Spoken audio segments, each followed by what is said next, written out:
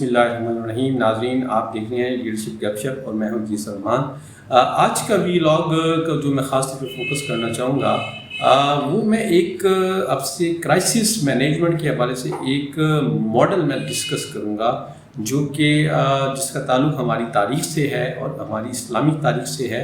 اور یہ واقعہ ہے حضرت عمر فاروق رضی اللہ عنہ کی خلافت کے زمانے کا. تو اس واقعے کو خاص طور پہ آپ سے شیئر کرنے کا تو ایک مقصد تو یہ ہے کہ اسلامی تاریخ سے روشناس کرانا بھی ہے اور اس ایکسپیرینس کو اور اس ماڈل کو آپ سے شیئر کرنے کا ایک دوسرا مقصد یہ بھی ہے کیونکہ کرائسس جو ہیں وہ ہمارے ہاں عام طور پہ انڈیویجول اور کارپوریٹ اور ملکی لیول پر آتے رہتے ہیں. حالیہ برسوں میں کووڈ-19 کی وجہ سے پوری دنیا ایک بہت بڑے کرائسس کو دیکھ چکی ہے اور اس کرائسس کے دوران جو کرائسس مینجمنٹ ٹیکنیکس ہیں یا جو اسٹریٹجیز ہیں اس حوالے سے مختلف حکومتوں کے حوالے سے ان میں کافی کچھ ڈرا بیک دیکھنے کے موقع ملا ہے. اس کے ساتھ ساتھ بہت ساری جگہوں پہ حکومتوں کی جو اہلیتیں ہیں وہ بھی واضح ہوئی ہیں کہ وہ اس قسم کے کرائسس میں مینیج کرنے کے لیے وہ تیار نہیں تھیں اور انہیں مزید تیاریوں کی ضرورت ہے. اسی طرح حال ہی میں ہمارا ملک جو ہے وہ ایک معاشی بحران کا شکار ہے اور اس حوالے سے جو ہماری حکومتیں ہیں وہ اس کو کس طرح ٹیکل کر رہی ہیں اس وقت بہرحال یہ ایک بہت بڑا ایک کویسچن مارک ہے کیونکہ وہ کانفیڈنس یا کوئی ایسی کچھ مؤثر اسٹریٹجی نظر نہیں آ رہی اس کرائسس کو ڈیل کرنے میں اور یہ کرائسس دن بہ دن بڑھتا جا رہا ہے. تو اسلامی ہسٹری سے اس ماڈل کے ساتھ آپ سے شیئر کرنے کا مقصد یہ ہے کہ یہ حکومتوں تک مطلب یہ ایک میسیج بھی پہنچانا ہے کہ کرائسس کو حکومتیں کیسے ڈیل کرتی ہیں. میں آج آپ سے جو واقعہ شیئر کرنے جا رہا ہوں یہ حضرت عمر فاروق رضی اللہ عنہ کی خلافت راشدہ کا ہے. اس واقعے کے بارے میں کہا جاتا ہے کہ یہ 17 ہجری کا ہے، کچھ جگہوں پہ اس کے بارے میں 18 ہجری لکھا ہے اور کچھ روایات جو ہیں وہ 21 ہجری کے بارے میں ہیں.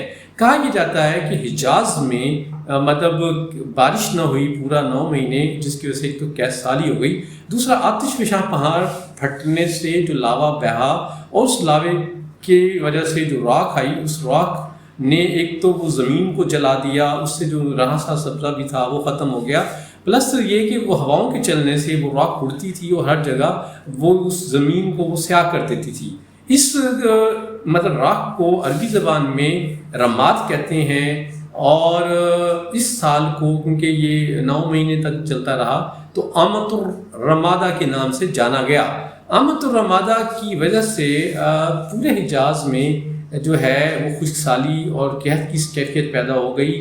لوگ بھوک سے ہلاک ہونا شروع ہو گئے، حتیٰ کہ جانور بھی ہلاک ہو گئے اور جو جانور ایون بچ گئے تو وہ سوکھے کا شکار ہو گئے. اور صورتحال یہ تھی کہ اگر کہیں بھوک سے مارے ہوئے لوگ جو ہے اس جانور کو ذبح بھی کر بیٹھتے تھے تو اس کے سوکھ جانے کی وجہ سے وہ ان کو گوشت کو کھانے کے لیے آمادہ نہیں ہوتے تھے. تو اس حوالے سے حضرت عمر فاروق رضی اللہ عنہ نے اس کرائسس کو کس طرح مینیج کیا یہ میں اب آپ سے ہائی لائٹ کروں گا. کیونکہ مدینہ اس وقت کا کیپٹل تھا تو مدینہ ایک تمدنی شہر تھا تو وہاں لوگوں میں کافی حد تک مطلب بہتر اویئرنیس تھی تو وہاں لوگوں کے پاس کچھ ذخیرہ تھا. لیکن مدینہ کے نواحی علاقوں میں جہاں بدو تھے عام طور پہ تو وہاں لوگوں کے پاس اس نوعیت کی چیزیں نہیں تھیں یا اسٹور نہیں تھے تو وہاں کرائسس جو ہے وہ ایک دم ظاہر ہوا اور وہاں سے لوگ جو ہے نقل مکانی کر کے مدینہ شریف میں تشریف لے گئے. اچھا، اس زمانے میں صرف یہ قحط نہیں چل رہا تھا بلکہ طاعون کی وبا بھی پھیلی تھی. تو مطلب یہاں یہ دو کرائسس سیم چل رہے تھے. تو حضرت عمر فاروق رضی اللہ عنہ نے پہلا کام تو یہ کیا، بیت المال کے جو دروازے تھے وہ متاثرین اور کے لیے کھول دیے گئے اور وہاں موجود تمام غلہ متاثرین میں تقسیم کر دیا گیا. مطلب عام طور پہ ہوتا یہ کہ ساری انوینٹری جو ہے نہیں دی جاتی، کچھ انوینٹری ہولڈ کی جاتی ہے. لیکن حضرت عمر فاروق رضی اللہ عنہ کی جو حکمت عملی یہ تھی کہ لوگوں کو مطلب کسی نوعیت کی محرومی میں نہ رکھا جائے اور حد الوسع طور پہ لوگوں کی امداد کی جائے. اچھا، رمادہ جو ہے اس کی جو تباہ کاری تھی بڑی شدید تھی اور تو آپ رضی اللہ تعالیٰ عنہ نے اپنے آپ کو بھی خود احتسابی کے لیے پیش کیا اور نماز کے بعد آپ نے مجمع سے خطاب کرتے ہوئے کہا، آپ رضی اللہ عنہ نے فرمایا، لوگوں اپنے رب سے ڈرو، اپنے نفس کے بارے میں اور اپنے ان اعمال کے بارے میں جو لوگوں سے پوشیدہ ہیں. یقیناً تمہاری وجہ سے میری اور میری وجہ سے تمہاری آزمائش ہو رہی ہے. مجھے معلوم نہیں کہ اللہ تعالیٰ کی ناراضگی صرف میرے اوپر ہے یا صرف تمہارے اوپر، یا یہ عمومی طور پر میرے اوپر ہے اور تمہارے اوپر بھی. آئیے بارگاہ الہی میں دعا کریں کہ وہ ہمارے دلوں کی اصلاح فرمائے، ہم پر رحم فرمائے اور کہہ سالی سے نجات دے. راوی کہتے ہیں کہ حضرت عمر فاروق رضی اللہ عنہ وہ اس دن ہاتھ اٹھا کر دعا مانگتے ہوئے دیکھا گیا، وہ آپ خود بھی روئے اور لوگوں کو بھی رلایا. آپ رضی اللہ عنہ نے فرمایا کہ لوگوں مجھے ڈر ہے کہ قحط ہم سب پر اللہ کی ناراضگی کا سبب تو نہیں ہے، اس لیے اپنے رب کو راضی کرو اور اس کی ناراضگی سے ہاتھ کھینچ لو، اس کی بارگاہ میں توبہ کر لو اور اچھے اعمال کر کر دکھاؤ. اچھا، جب تک یہ سارا کرائسس رہا، آپ رضی اللہ عنہ کی یہ عادت رہی، ایک معمول رہا کہ مغرب کی نماز کے بعد آپ دعا کرتے اور لوگوں سے ارشاد فرماتے، لوگوں اپنے پروردگار سے مغفرت مانگو، اس کی بارگاہ میں توبہ کرو، اس سے اس کا فضل مانگو اور بارش کی دعا مانگو، رحمت کی بارش کہ عذاب نہ کہ عذاب کی بارش. یہی آپ کی عادت رہی حتیٰ کہ اللہ تعالیٰ نے مصیبت دور فرما دی. اس کے علاوہ عشاء کی نماز کے بعد بھی آپ کا معمول تھا کہ آپ رات گئے تک گھر میں نماز پڑھتے اور دعائیں مانگتے. اس کے علاوہ حضرت عمر فاروق رضی اللہ عنہ مطلب رات میں گشت بھی کیا کرتے تھے اور وہ لوگوں کی جو حالات زار ہے اس سے فرسٹ ہینڈ انفارمیشن بھی حاصل کرتے تھے. دیکھیے مطلب خلیفہ وقت تھے، یقینی طور پہ انہیں بہت سارے معاملات کی اطلاع دی جاتی، لیکن وہ بذات خود بھی معاملے کی مطلب جانکاری کے لیے خود بھی نکلا کرتے تھے. اس کے ساتھ ساتھ انہوں نے یہ کام کیا، انہوں نے صوبوں کے گورنر کو لکھا کہ فی الفور، کیونکہ یہ جو قحط کی کیفیت تھی یہ صرف حجاز میں تھی، مثلا اس وقت عراق، شام، مصر جو ہے یہ علاقے جو ہے فتح ہو چکے تھے اور وہاں مثلا اسلامی حکومتیں تھیں.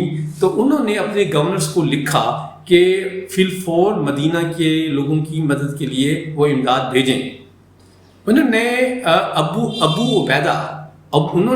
عبیدہ عامر بن جراح رضی اللہ عنہ کو خط لکھا، شام کے گورنر حضرت معاویہ رضی اللہ عنہ کو لکھا اور عراق کے گورنر حضرت سعد بن ابی وقاص رضی اللہ عنہ کو لکھا. یہ خطوط انتہائی مختصر اور زوردار تھے. سب سے پہلے حضرت ابو عبیدہ عامر بن جراح جو ہے وہ امدادی قافلہ لے کر مدینہ پہنچے، جس میں 4000 اونٹ غلے کے شامل تھے جو مدینہ کے آس پاس جو قیام پذیر مطلب متاثرین تھے ان میں تقسیم کر دیے گئے. اچھا، اسی طرح جو شام سے آنے والی مطلب امداد تھی اس کو شام کی سرحد پر وصول کر لیا گیا، اس کو وہیں تقسیم کر دیا گیا. جو امداد عراق کی طرف سے آئی اس کو عراق کی سرحد پر وصول کر کے وہیں کر دیا گیا، اور جو اسی طرح امداد جو ہے مصر سے میسر ہوئی وہ جو جار کی بندرگاہ تھی، کیونکہ یہ بحری راستے سے آئی تھی تو بحری راستے سے اس پہ وہیں وصول کر کے مطلب اس اسٹریٹجی کا مقصد یہ تھا کہ سارا مال جو ہے وہ مدینہ شریف نہ لایا جائے، کیونکہ مدینہ شریف میں مرکز ہونے کی وجہ سے مطلب سارے لوگ مدینہ شریف کی طرف رخ کر رہے تھے، اور اس سے بڑا احتمال یہ تھا کہ مطلب وہاں جو ہے آبادی کو ذرا بڑھ جانی تھی اور مسائل پیدا ہونے تھے. تو اس چیز کو روکنے کے لیے آپ نے یہ حکمت عملی کی کہ امدادی جو سامان تھا وہ ان متاثر علاقوں میں پہنچانا شروع کر دیا تاکہ لوگ وہیں رہیں، اور بلکہ جو لوگ وہاں سے چھوڑ کر مدینہ آ چکے تھے وہ بھی اپنے علاقوں میں واپس لوٹ جائیں. اس کے ساتھ ساتھ آپ نے مدینہ شریف میں متاثرین کے لیے کھانے کا بندوبست کیا. مطلب ظاہر ہے اس میں سارے لوگ تو ایسے تھے، مطلب بزرگ تھے، بچے تھے، معذور تھے جو خود اپنا کھانا نہیں بنا سکتے تھے، تو ان کے لیے خلافتی دسترخوان کا بندوبست کیا. روٹی جو ہے اس کو روغن زیتون میں بھگو کر سرید تیار کی جاتی اور ایک دن چھوڑ کر ذبح کیا جاتا اور اس گوشت کو سرید پر ڈال دیے جاتے. مطلب صبح سویرے جو تھی کھانا بنایا جاتا تھا تو مطلب پھر لوگوں کو آواز دی جاتی کہ وہ کھانے کے لیے آ جائیں، تو وہ لوگ موقع پہ آ جاتے، جو نہیں آتے وہ گھروں کے لیے لے جاتے. تو ایک دن عشاء کے بعد جب دسترخوان پہ لوگ کھانا کھا کے جا چکے تو آپ نے اپنے خادمین سے پوچھا کہ کیا لوگوں کے شمار کیا گیا کہ کتنے لوگ تھے؟ تو اگلے دن انہیں بتایا گیا کہ 7000 لوگ. تو انہوں نے پوچھا کہ وہ لوگ جو کھانا لے کے گئے ان کی تعداد کیا تھی، تو وہ تھی 40,000.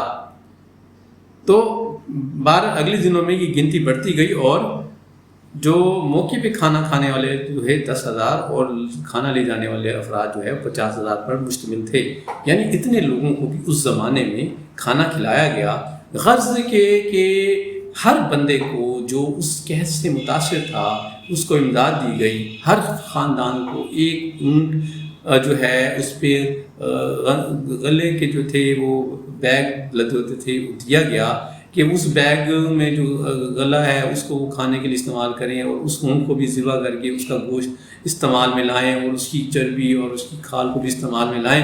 غرض ہے کہ یہ حضرت محمد صلی اللہ علیہ وسلم نے ایک ایسی مینجمنٹ کی جس سے تمام لوگ فیض یاب ہوئے، اور 9 مہینے تک یہ قحط چلتا رہا. تو 9 مہینے کے بعد بارشیں ہوئیں اور قحط سالی ختم ہوئی اور یہ پھر کرائسس ختم ہوا.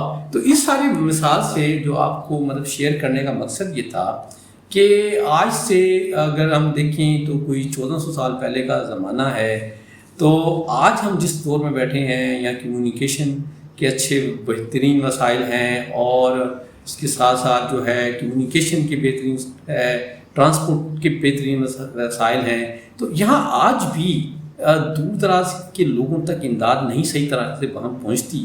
اور آپ حضرت اللہ عنہ کے زمانے میں تو حجاز کے کونے کونے میں امداد کو پہنچایا گیا. تو یہ وہ رول ماڈل ہے جس کو ہمیں سمجھنے کی ضرورت ہے اور اس کو اپنی زندگیوں میں اپلائی کرنے کی ضرورت ہے.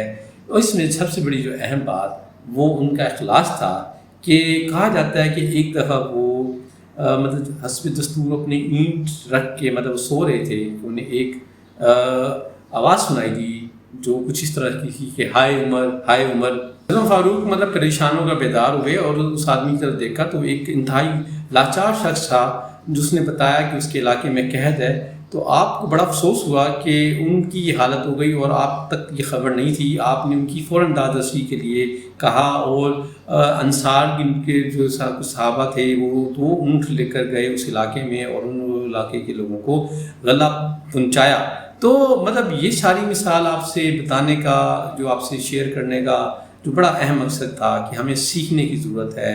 اس دور میں جب یہ ساری چیزیں کرنا ایک چیلنج تھا، انہوں نے خوبی اپنے عوام کو خدمت کی اور ان کو مشکلات سے بچایا. تو ہماری حکومتیں جو آج کے دور میں زیادہ باسخ بھی ہیں، سہولت بھی ہیں، کے پاس ٹیکنالوجی کا ایڈوانٹیج بھی ہے، تو وہاں ابھی تک ہم عوام کو مسائل جو ہے ان کے دور نہیں کر پائے.